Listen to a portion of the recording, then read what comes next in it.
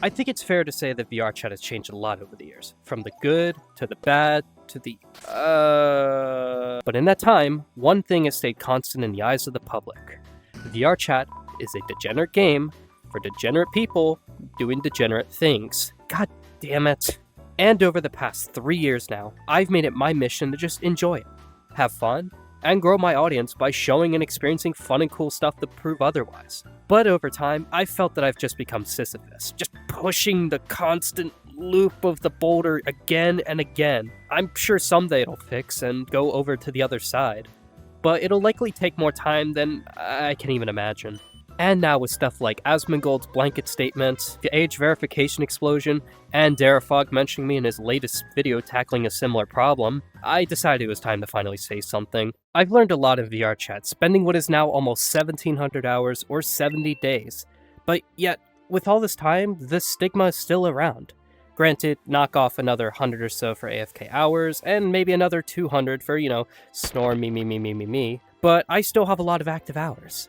So I have to ask, why does positive VRChat content never really stick like the other types of videos across the internet? If you enjoy, don't forget to like, subscribe, do all the stuff that people tell you to do. But for now, let's dig in deeper. Let's start back at the beginning. Not of VRChat or the Big Bang or whatever the hell stereotypes are at the beginning, but the beginning of my time playing. I found VRChat just by seeing stupid videos across the internet at random until I caved and played it for myself. I didn't even have a VR headset yet, so it was good old Untitled Goose days. Back in ye olden days, I think it was fair to say that a newcomer to VRChat is one of the biggest make or break moments possible. Your chances of having a good time were put on a fucking roulette, and you just had to hope you bet on black. Darren, please come back. I miss the kids. Karen, I know I've been bad. I probably shouldn't have killed your dad.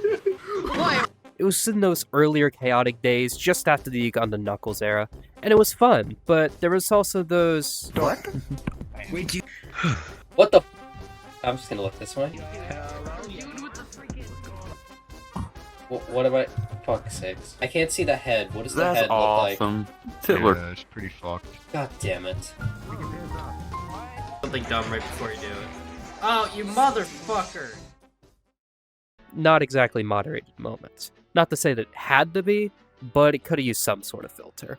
And honestly, I didn't think I'd ever stuck around. I sort of found myself in VRChat through an opportunity through higher growing content than my old dumb Fortnite videos before I eventually saw it as something truly worthy of praise. That all changed with my Mighty Gym video, and then the rest sort of just happened as they happened.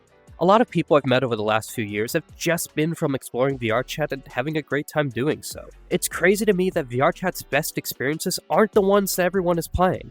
But nowadays, VRChat centralized ideas have only seemed to fall further and further in the rankings of my own channel. That seems to continue with other channels as well.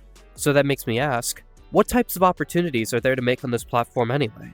Well, Darafog's recent video mentioned 5 types of VRChat content. So the 5 categories are exposés, trolling, funny moments, skits, and features. We're going to ignore skits for this video, but know that most of the issues with the features content are relevant to high production skits, or basically films, as well. Now then, for a long time, VRChat was typically just known as the platform with the funny moments. Mostly the Uganda Knuckles trend doing a lot of the carrying to the point that it was the thing that VRChat was known about. Over time it fell to the wayside, and now we've got cats and rats. But VRChat at a surface level is really only known for one of 2 things: being funny or being controversial.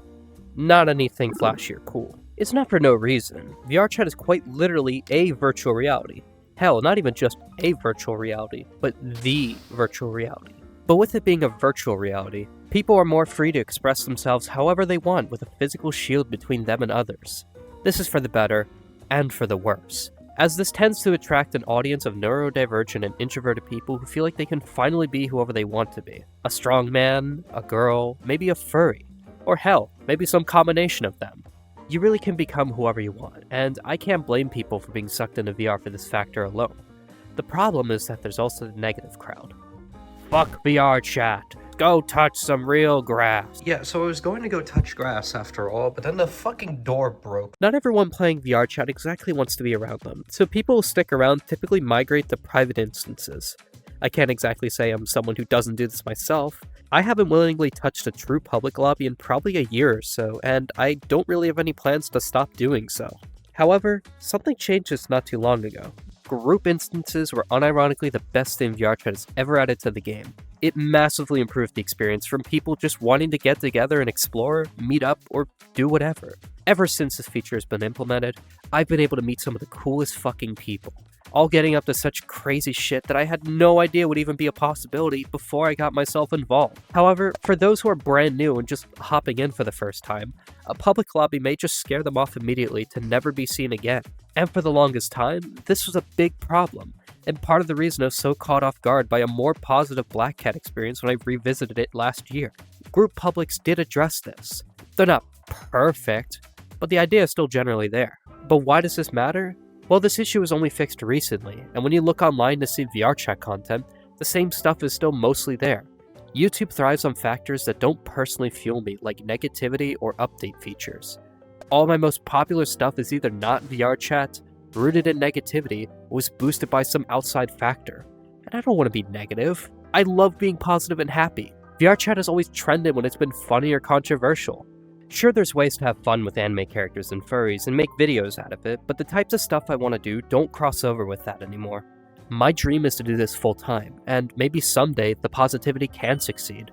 But I've given myself a lot of time to try it out myself, and I'm a bit burnt out on it. When positivity has trended in the past, it's unfortunately been met with cringe. It's annoying that things are currently this way, but I used to think this way too. I thought something like a mainstream VRChat documentary was stupid. And then I got into the platform and eventually met the man behind the project. Small world, I know.